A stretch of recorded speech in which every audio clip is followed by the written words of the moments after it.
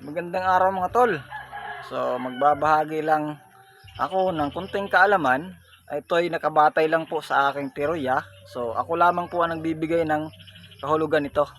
Ibabahagi ko lang po ang alam kong meaning ng puso. Alam nyo ba ang puso?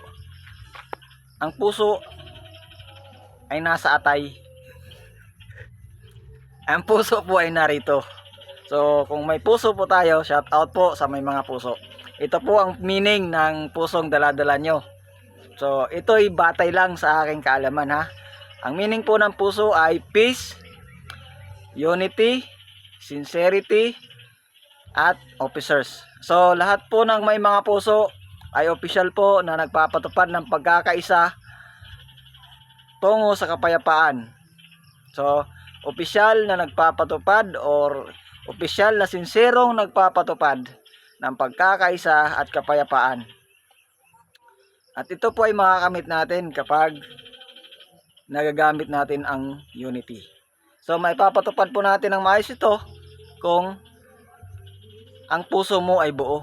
Pero kung ang puso mo ay po at sulang, walang unity, yung ibig sabihin, kailangan mong tanggapin ang sarili mo.